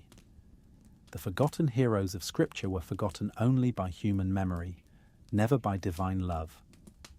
Their names are written in heaven's records, their courage noted in eternity's annals, their faithfulness rewarded in ways that transcend earthly recognition. And in the same divine ledger, where their deeds are remembered, your own acts of faith, however small they might seem, are being recorded with the same careful attention and the same eternal significance. Sleep now, knowing that you too are part of this continuing story, this ongoing narrative of divine grace working through human vessels, this eternal tale of ordinary people becoming extraordinary through their willingness to trust in the God who turns the impossible into the inevitable, the forgotten into the unforgettable, and the fearful into the faithful. In the morning, you will wake to new opportunities to write your own chapter in this endless story of faith, courage, and divine love that began before time and will continue long after the stars have fallen from their courses. Yet before we allow these sacred memories to fade into the gentle embrace of slumber, let us linger a moment longer with those whose stories interweave through the fabric of divine purpose, like golden threads catching the last light of evening. For there are others whose voices whisper from the shadows of antiquity, whose hearts beat with the same rhythm of faith that we have encountered in these pages. Among the hills of Judah, in a time when the kingdom teetered on the edge of divine judgment, there lived a man whose name appears only briefly in the Chronicles of Kings, yet whose influence shaped the spiritual destiny of an entire generation. Hilkiah was his name, and he served as high priest during those pivotal years when young King Josiah began the great reformation that would temporarily stay the hand of divine judgment upon the nation. Hilkiah had inherited a temple that bore little resemblance to the glorious house of worship that Solomon had built centuries earlier. Years of neglect under ungodly kings had allowed it to fall into shocking disrepair. Sacred vessels had been removed to make room for altars to foreign gods. The courtyards had been defiled by pagan worship practices, and dust and debris had accumulated in chambers that had once resonated with the songs of Levitical choirs. When Josiah commanded that the temple be restored to its former glory, Hilkiah threw himself into the work with the passion of a man who understood that they were not merely renovating a building, but reclaiming the very heart of their national identity. Day after day, he supervised the teams of workers who cleared away the accumulated rubbish of generations, who repaired broken stonework and replaced rotted woodwork, who cleansed the sacred spaces and restored them to their intended purpose. It was during this painstaking process of restoration that Hilkiah made the discovery that would change everything. Hidden away in some forgotten corner of the temple, buried beneath layers of debris and neglect, he found a scroll that made his hands tremble as he unrolled it and began to read. This was not just any ancient document, but the book of the law itself, the very words that Moses had written down at the command of the Almighty. As Hilkiah read those sacred words that his people had not heard for decades, he felt the weight of divine authority settling upon his shoulders like a mantle. Here were the commandments that Israel had sworn to obey, the blessings promised for faithfulness, and the curses threatened for disobedience. Here was the covenant that defined their relationship with the God who had chosen them to be his special people among all the nations of the earth.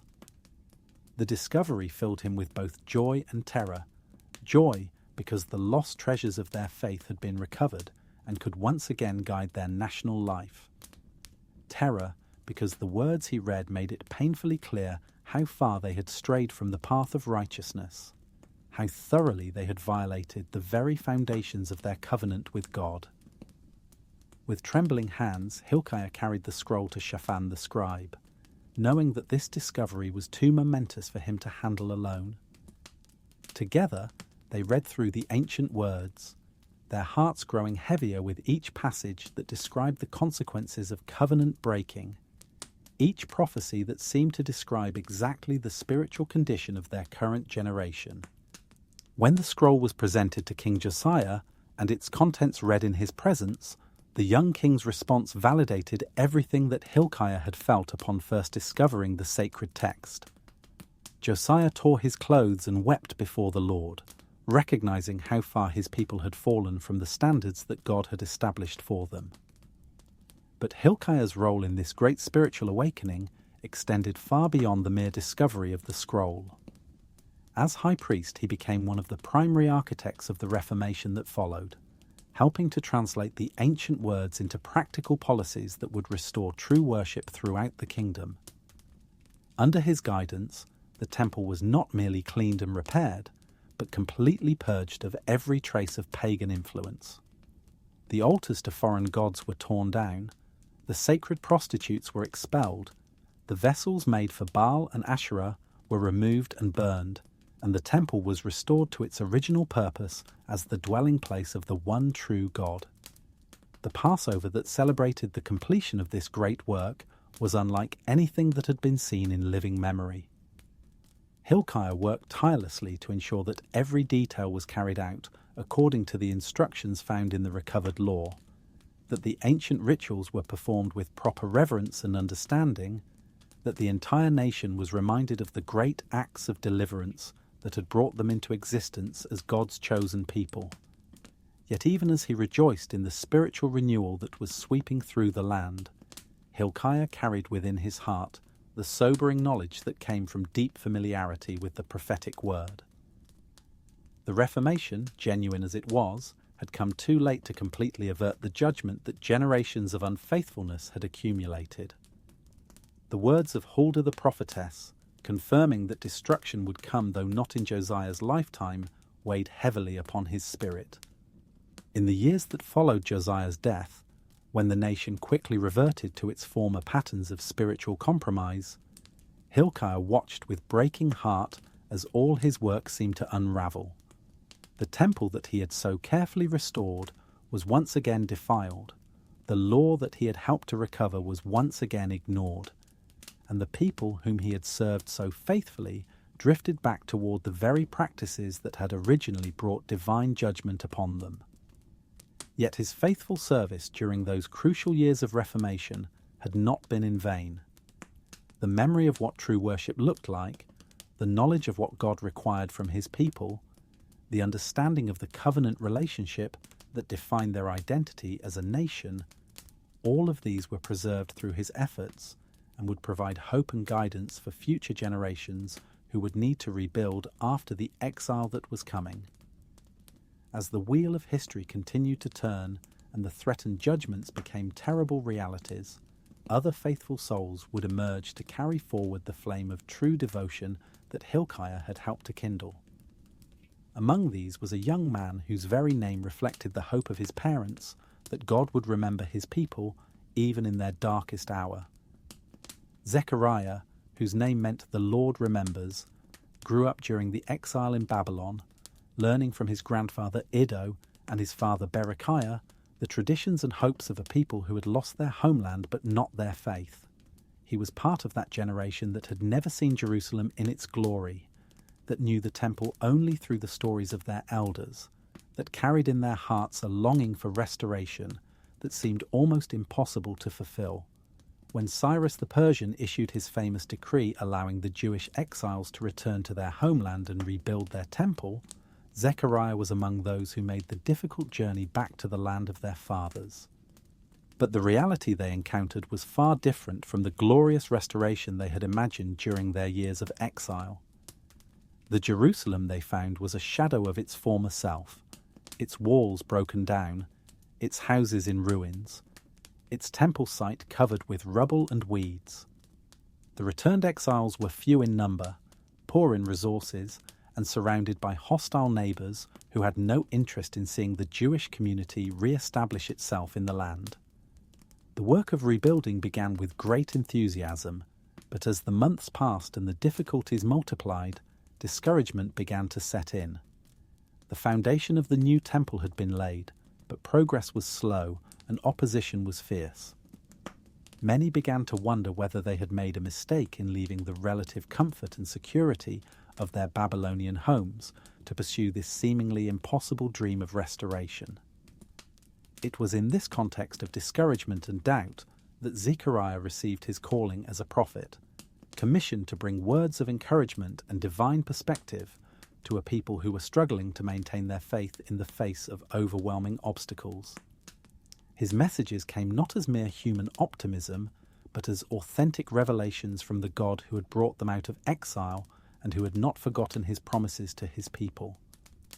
The visions that came to Zechariah were rich with symbolism and meaning, painting pictures of divine activity that was taking place behind the scenes of human events.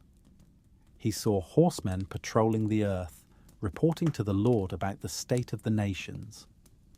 He saw horns representing the powers that had scattered Judah and Jerusalem, and craftsmen coming to terrify and cast out those horns. He saw a man with a measuring line preparing to survey Jerusalem for its future expansion and glory. But perhaps the most significant of his early visions was that of the golden lampstand flanked by 2 olive trees, representing the twin sources of spiritual and political leadership that would guide the restoration process. Joshua the high priest and Zerubbabel the governor were shown to him as the 2 anointed ones who stood beside the Lord of the whole earth, through whom divine power would accomplish what human effort alone could never achieve. The message that accompanied this vision became one of the most quoted prophetic words in all of Scripture. "Not by might nor by power, but by my Spirit, says the Lord of hosts." It was exactly what the discouraged people needed to hear, that their weakness did not disqualify them from divine service, that their lack of resources did not limit God's ability to work through them, that the same Spirit who had accomplished great things in the past was still available to accomplish great things in their present circumstances. Zechariah's prophecies served to lift the eyes of the people from their immediate difficulties to the larger purposes that God was working out through their struggles. Yes, the current temple would be smaller and less magnificent than Solomon's temple had been, but it would be the place where the Messiah would come, where the glory of the latter house would be greater than the glory of the former house. His words carried such divine authority and encouragement that the work on the temple resumed with renewed vigour. The combination of Haggai's urgent appeals and Zechariah's visionary encouragement proved irresistible, And within a few years, the second temple was completed and dedicated with great celebration. But Zechariah's ministry extended far beyond the immediate challenge of temple rebuilding. His later prophecies looked forward to the coming of the Messiah with remarkable clarity and detail. He spoke of a king who would come to Jerusalem humble and riding on a donkey, of a shepherd who would be struck and whose sheep would be scattered, of a time when the inhabitants of Jerusalem would look upon the one whom they had pierced and mourn for him as for an only son. These prophecies would not be fulfilled for centuries, but they provided hope and direction for generations of faithful Jews who continued to look forward to the coming of their promised deliverer. Zechariah's words became part of the foundation upon which later generations would build their understanding of messianic hope and expectation. In the quiet chambers of his house in the restored Jerusalem, during the long evenings when the work on the temple had ended for the day, Zechariah would often reflect on the remarkable ways that God had used the painful experience of exile to prepare his people for a new chapter in their spiritual journey. The loss of their homeland had forced them to discover that their relationship with God was not dependent upon geographic location, that worship could be authentic even without the magnificent temple that their ancestors had known. The years in Babylon had purged them of the idolatrous practices that had brought judgment upon their fathers, had given them a deeper appreciation for the law and the traditions that defined their identity as God's people, and had prepared them to rebuild not just external structures, but the internal spiritual foundations that would enable them to fulfill their calling as a light to the nations. Yet another voice whispers to us from those crucial years of restoration, the voice of a man whose courage and political skill enabled the returned exiles to complete their work despite fierce opposition from their enemies. Nehemiah had risen to a position of trust and influence in the Persian court, serving as cupbearer to King Artaxerxes, a role that brought him into daily contact with the most powerful ruler in the world. But despite his success in the imperial capital, Nehemiah's heart remained with his people and the land of his fathers. When word came to him that the walls of Jerusalem remained broken down and its gates burned with fire, that the Jewish community in Palestine was struggling to survive in the face of constant harassment from hostile neighbours, he was moved to action by a burden that he could not ignore. The request he made to the king was both bold and dangerous. He was asking for permission to leave his lucrative and secure position in the Persian court to undertake a difficult and potentially dangerous mission in a troubled frontier province. He was requesting royal authority and resources to rebuild the fortifications of a city that had once rebelled against Persian rule. He was, in essence, asking the king to trust him with a project that could easily be misinterpreted as preparation for renewed rebellion. Yet Nehemiah's reputation for integrity and his obvious sincerity convinced Artaxerxes to grant his request. Armed with royal letters of authorization and a military escort to ensure his safe passage, Nehemiah set out for Jerusalem with his heart full of hope and his mind already planning the great work that lay ahead. The Jerusalem he found upon his arrival was even more discouraging than the reports had indicated. The walls were not merely damaged, but completely demolished in many places, leaving the city defenseless against any organized attack. The gates had been destroyed by fire and never properly rebuilt, creating gaps that made the city impossible to secure. The Jewish community lived in constant fear of their enemies, never knowing when the next raid or attack might come. Nehemiah's response to this situation revealed both the practical wisdom and the spiritual insight that characterized his leadership throughout his career. Before announcing his intentions or beginning any work, he spent 3 days surveying the damage privately, riding around the city at night to assess the full extent of the destruction without alerting potential enemies to his plans. When he finally called the people together to explain his mission, his words carried the authority of divine calling combined with practical political backing. "You see the distress that we are in," he told them, "how Jerusalem lies waste, and its gates are burned with fire. "Come and let us build the wall of Jerusalem, that we may no longer be a reproach." The response was immediate and enthusiastic. "Let us rise up and build," the people declared, and they strengthened their hands for the good work. But Nehemiah understood that enthusiasm alone would not be sufficient to complete such a massive undertaking in the face of determined opposition. The project would require careful organization, strategic planning, and constant vigilance against both external enemies and internal discouragement. He divided the wall into sections and assigned each section to a specific group or family, creating a sense of personal ownership and responsibility that motivated people to work with extraordinary dedication. Priests worked alongside merchants, nobles laboured next to servants, and entire families committed themselves to the restoration of their city's defences.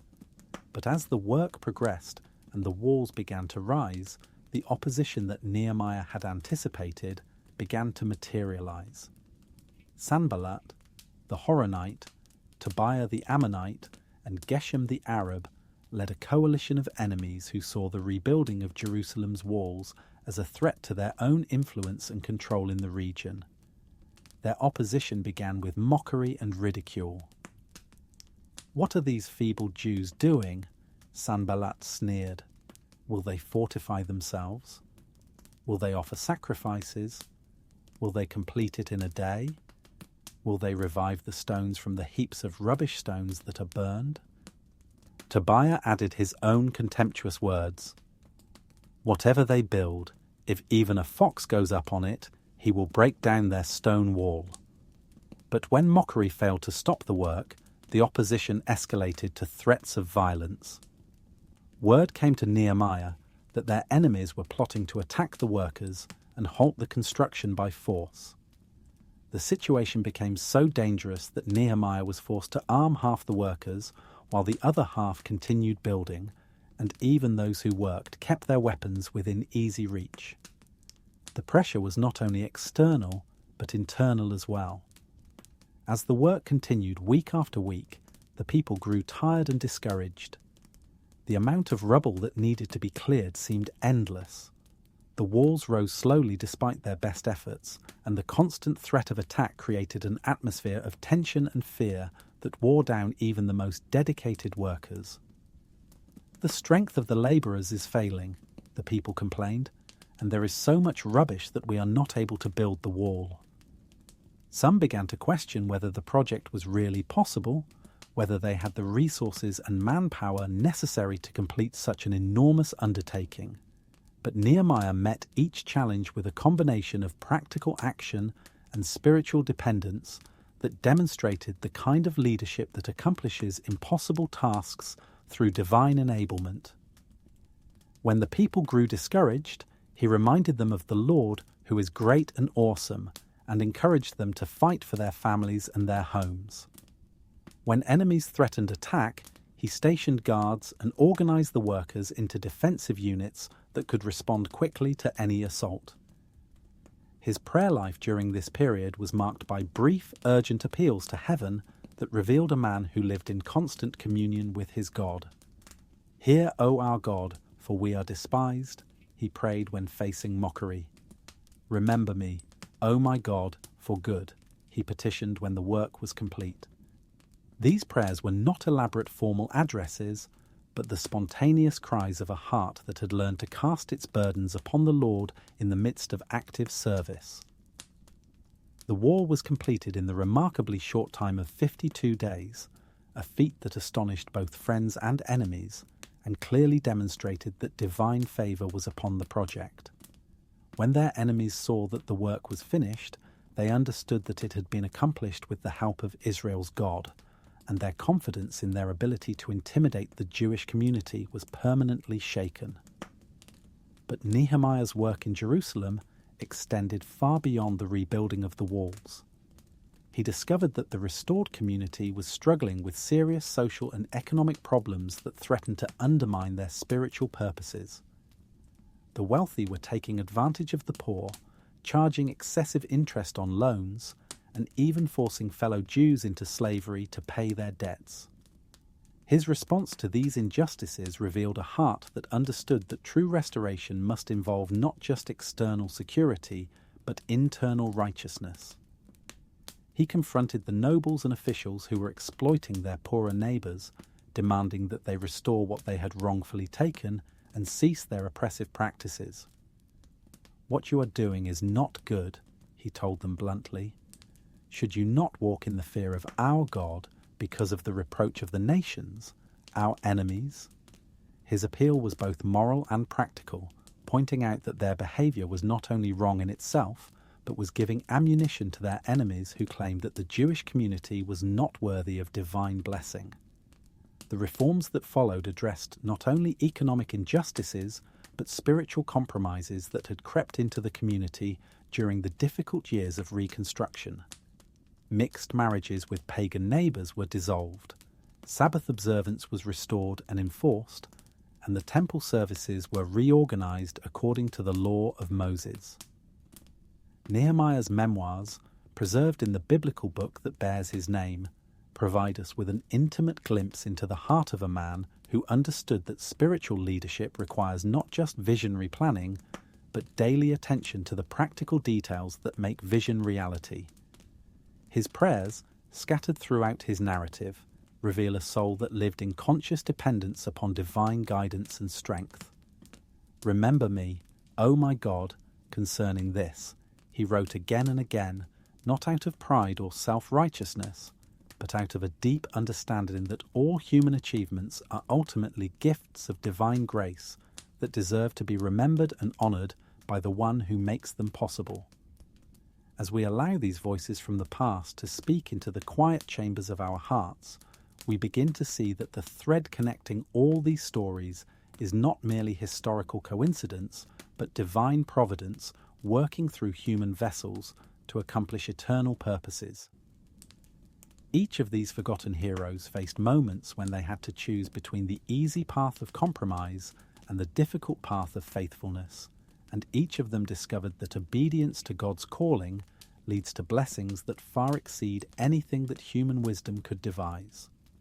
Hilkiah, discovering the lost law in the rubble of a neglected temple, setting in motion a reformation that would temporarily save his nation from judgment. Zechariah, receiving visions of divine activity behind the scenes of human events, encouraging a discouraged people to continue their work of restoration. Nehemiah leaving the security of his position in the Persian court to rebuild the walls of a ruined city, demonstrating that God can accomplish impossible tasks through ordinary people who are willing to trust his promises. These ancient voices speak to us across the centuries because the human heart remains essentially unchanged, still wrestling with the same fundamental questions about meaning, purpose, and divine relationship that have occupied the thoughts of every generation. Their victories become our encouragement, their struggles mirror our own, and their faithfulness points the way toward the kind of life that finds its ultimate satisfaction in divine approval rather than human applause. In these quiet moments before sleep claims consciousness, let these stories settle into your spirit like seeds planted in fertile ground, carrying within them the power to produce fruit that will last long after the immediate circumstances that concern us today have faded into memory. The God who called these ancient heroes to their various tasks continues to call men and women in every generation to participate in his ongoing work of redemption and restoration. Tomorrow will bring its own challenges and opportunities, its own moments when faith must choose its response to divine invitation.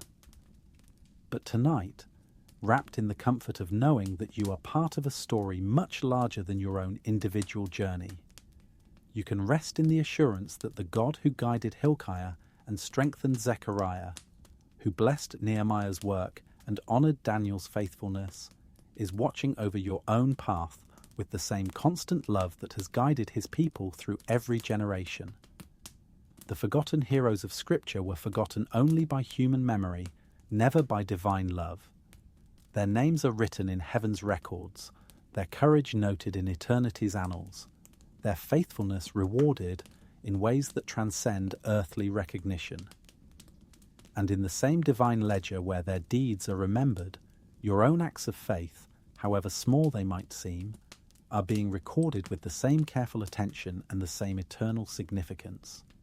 Sleep now in peace, knowing that you too are part of this continuing story, this ongoing narrative of divine grace working through human vessels, this eternal tale of ordinary people becoming extraordinary through their willingness to trust in the God who turns the impossible into the inevitable, the forgotten into the unforgettable, and the fearful into the faithful.